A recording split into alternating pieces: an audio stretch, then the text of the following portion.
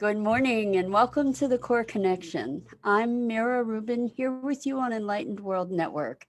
And today our topic is integrity, personal integrity, and how alignment with ourselves and our deepest calling really shifts our experience of being. So before we get started, let's just take a minute and get present. Let's take a deep breath in through your nose. Hold it and imagine sparkling, clean, crisp, white, beautiful, clean, delicious oxygen just coursing into your lungs and your bloodstream and into your cells and your organs and enlivening you and creating greater and greater vitality. And as you exhale, exhale any tension, any stress. And let's take another deep breath in through your nose. This time, imagine sparkling white light just moving into all the molecules of your being, lighting you up from the inside out and letting that radiate out into the world beyond. And as you exhale, exhale any tension or any stress. And now let's just gently press our palms together, softly, softly, softly. Rub your fingers against your palms to just feel the deliciousness of that and allow yourself to put your attention on those sensations and to become present to your body in this moment right here, right now. Welcome, welcome, welcome. I'm so glad to be here with you this morning. I somehow lost my mooring in time yesterday and thought it was Friday yesterday, but today it actually is. And so it's been another week. Time just flies by. It's crazy. I don't know if you have that experience or not, but I surely do. Anyway, integrity.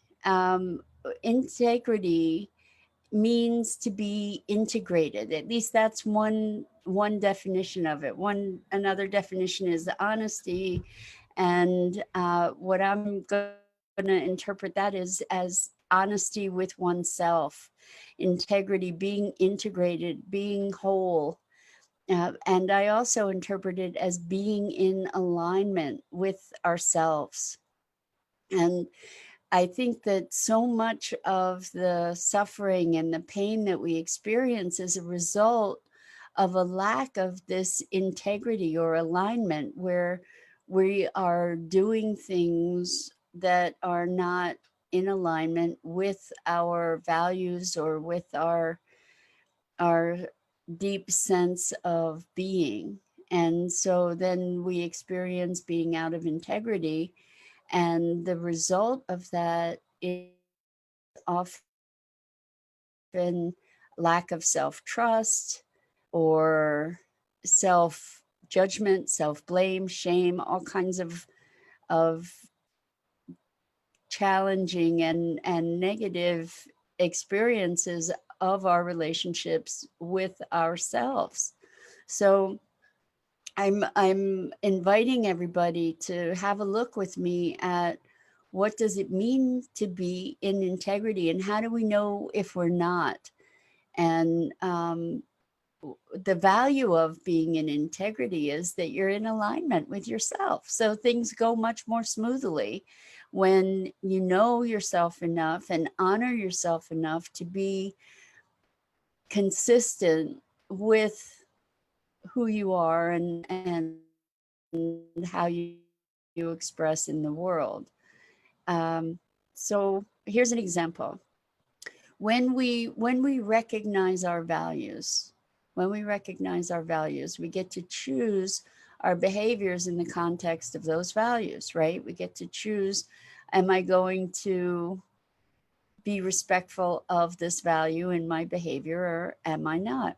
So one of my clients had identified integrity as a value for themselves, and I asked them what that looks like. And so for this person, integrity for them meant being consistent with their word.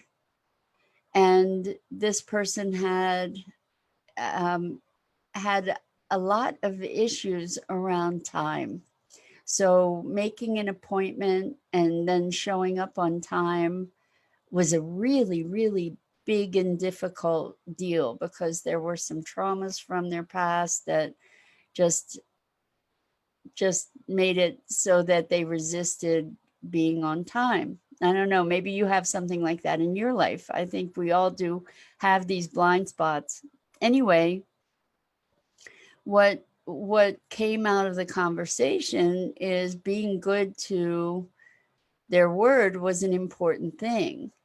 And yet they would make appointments and schedule time and then not show up or not show up on time, and then that then resulted in a feeling of disappointment in themselves and a feeling, self-judgment, and not to mention what it did to their relationships, right? Because they created an experience in others that they were unreliable. And so when we're out of integrity, when we're not in alignment with our values or our true internal commitments, then it creates a lot of suffering, creates a lot of upset for ourselves and potentially for others in our lives. So identifying our values and then being in alignment with those values in our behaviors is something that ultimately serves us. We get to either redefine our values to be more in line with our behaviors, or we get to align our behaviors to be more in line with our values. I know that for me in the past, I would make all kinds of promises to myself. And this is actually part of the dynamic with this client as well. I would make all kinds of promises to myself because I wanted to be able to do certain things. I wanted to be able to,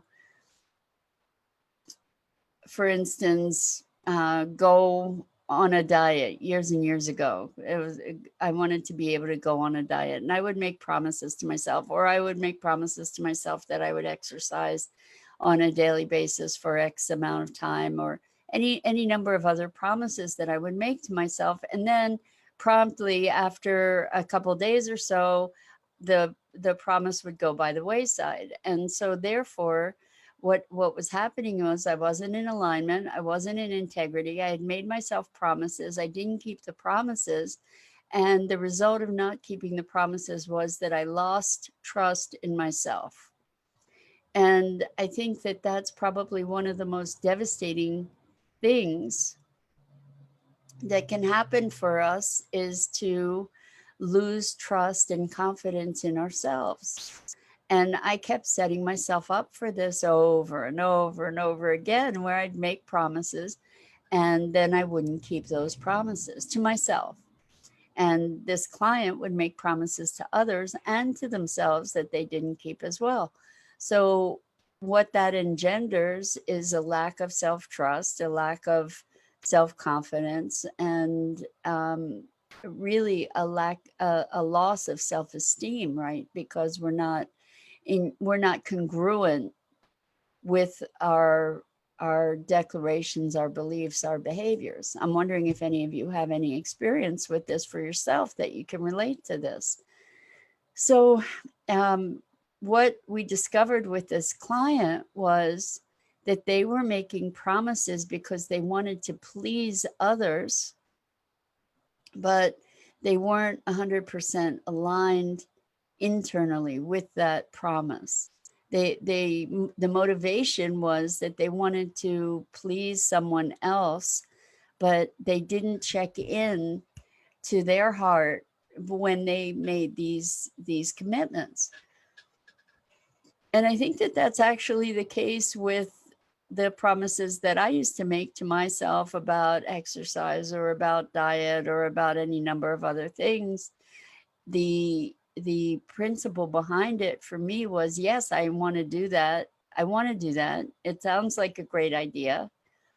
And the thing that I neglected to do, and this is a practice that we can engage in to deepen our integrity and our alignment with what we're committing to in the world is to really check in and to give ourselves permission not to commit to anything that we're not in full alignment with. And when we make the aligning process a conscious process, it changes the whole character of the experience. So if I check in and say, I want to commit to an exercise regimen on a daily basis, I can be really, if I'm honest with myself, I can dig in and say, well, okay, I get that that's something that I would like to do. It's kind of a nice to have, right? And if I dig in and check in, I can say, well, am I really committed to doing that? Not just to thinking that it would be something I should do or something it would be nice to do, but am I really aligned with doing it? So that on the days when I wake up and I say, I really don't feel like it, I can source or reclaim that true commitment, that true alignment with, like, this is something that I am really in line with doing.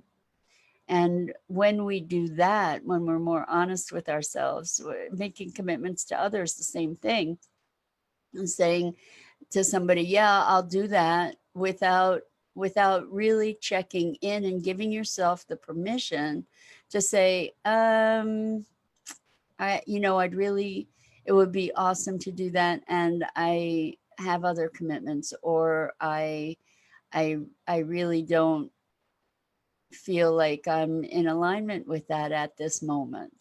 So it's better in the long run for our own personal integrity to take that moment up front of honesty to really truly check in and determine whether you are authentically aligned. And the result of this is that you will, if you do that, and if you give yourself permission to make those assessments, which could be challenging assessments to make, but if you give yourself permission to make those assessments in an honest way, what the result is that you end up trusting yourself more. And as you trust yourself more, your confidence builds, and your sense of integrity, your sense of integration, your sense of alignment builds. And so this is a really powerful thing to be looking at and experiencing from the inside out. This is a way where from the inside out we get to strengthen our relationships with ourselves and others, but primarily and foremost with ourselves. Because I know for me, for years, I really did not trust myself. I didn't trust myself. I had lots of shame. I had lots of guilt, lots of self blame for decisions and behaviors and actions that I had taken. And coming to a place of integrity and alignment and self love requires really truly checking in with and honoring our heart's impulses. And I mean from our heart. I mean from the core of us. I don't mean superficial impulse, but I mean checking into that internal voice. So when it comes to checking in with that internal voice, I'm wondering if any of this is resonating for you. So if you can give me some feedback on whether it's connecting for you or not, that would be awesome. But I have another client who has made a commitment to be listening to the whispers of their soul. And I think that this is such a beautiful thing. Those whispers are whispers initially because we typically override them, and we typically decide based on what we think we should do or what we think is best rather than what our heart or gut is telling us is so. And this person developed an awesome practice, and it's akin to muscle testing in a way. I mean, there are all different ways to tune in. Muscle testing is one of them, but this was also a beautiful way to tune in and to be able to calibrate to what one's heart and soul are saying, these whispers that then become more audible audible and detectable as we cultivate them. So when they have a question, they feel into the question, and beyond that question is, does it feel heavy? Does it feel light? So with an issue or a choice or an option, they'll hold that option inside, go deeply inside, and feel, does it feel heavy? Does it feel light? And if it feels light, that's kind of a yes, green light. And if it feels heavy, then it's either an opportunity for deeper inquiry or it's a no. And so we all have these ways to calibrate to what's in alignment. And rather than making knee jerk decisions based on what we believe we should do, or commitments based on what we believe we should do, what we might want to do is entertain these whispers and find a way to tune in. So the is it heavy? Is it light? Is it light? Is it dark? Is it any number of other ways to have a sensual, sensational experience of what the whispers within you are guiding you toward? Because the whispers, when we are able to clear the way through our mental debris or fog sometimes, when we're able to clear the way to experience the wisdom of our bodies knowing heavy or light, or our heart or our gut, then our guidance system is much clearer, even if something doesn't necessarily seem like the most sensible decision. There's access to a wisdom that goes beyond the thinking, and our thinking is often limited by the filters that we perceive the world through. And we think that what we're doing is accessing the truth, but often what we're doing is keeping ourselves admired in a dynamic that we've cultivated over, through experience and trauma and judgment and opinion, and then the gut says something else. So one of the keys to this integrity and alignment is by touching into our deeper knowing. And we have that ability through things like, is it heavy, is it light, or feeling into your belly, and our gut, because we have a brain in our gut that has even more neural pathways than that in our brain, I believe, and lots of wisdom to share with us if we have the courage and willingness to tune in and pay attention. So how about you?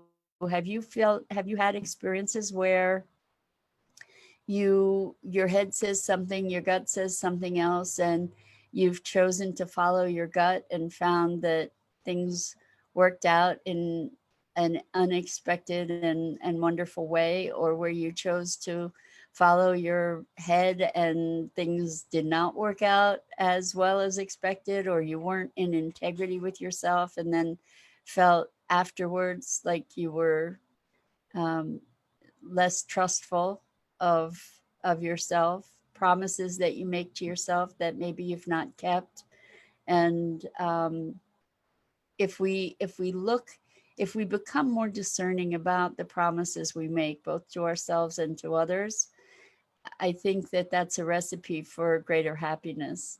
You know, not just to make promises because that's what's available, or that's what we should do, or that's what we think will please the other person. Because if we make a promise for the other person and then we don't follow through, then that erodes whatever confidence we might have cultivated in the first place. So I wonder how that works for you. The caution for all of us is to listen more closely, listen more deeply, take the time, honor yourself. And in honoring yourself, you're honoring others and are in greater integrity, or at least have the option to choose to be in greater integrity, and therefore greater alignment with ourselves, which creates greater peace and greater self trust, etc. So, with Dido saying, yes, it does resonate. Thank you, Dido. Holding the option and asking my true self, soul, my deeper knowing, does it feel heavy or does it feel light? As opposed to should do, love it. I'll try that today. Yes, as a younger person, I followed my head, tried to figure everything out. You know what? So many of us do that, and it's ironic in a way that as we get older, we tend to be willing to pay more attention to our inner guidance. And it's there. That's the magic of it, is it's truly there if we slow down and ask. Hi, Sue. Good morning. So glad to have you here. Welcome. Check in. See if this works for you. If you're facing a decision, feel into yourself and feel, does it feel heavy? Does it feel light? And allow yourself to cultivate your inner voice, your inner knowing. And the beauty of it and the power of this alignment and integrity, this inner integration, is that it impacts our trust for ourselves, it impacts our self-esteem, it impacts our confidence. Because as we trust ourselves more, we become more confident in the world. And I know that in my life I was so mentally uh, oriented, was figuring everything out and weighing all the options. And the thing is that I often got myself into trouble. So an example is, I'd meet someone, I'd have a deep first impression, and then because I always would look for the best in people, I would override my first impression. I would justify it. I would rationalize it. And pretty regularly, in the end, I ended up finding myself at the wrong end of the stick in terms of that relationship. Like, if I had followed my gut, I would have avoided a lot of the pain and suffering that I created for myself by overriding it. And so there's a wisdom and a knowledge that we have in our bodies that goes beyond what our brains justify and rationalize, and that can keep us in greater alignment and attunement to our own knowing.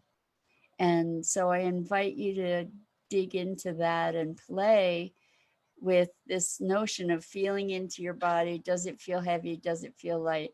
I have another friend who uses herself as a pendulum, which is pretty interesting. So she'll stand still and she'll first calibrate to say, well, what would be a signal for a yes? And maybe she moves back and forth automatically, just not moving herself, but like her body being inclined to move back and forth. And what would be a no? And then maybe her body is inclined to move side to side. I don't know what her exact signals are, but then she'll ask a question and just be still, and her body will move back and forth or side to side, depending, or in a circle or whatever her signals are, depending on what the guidance is from her being.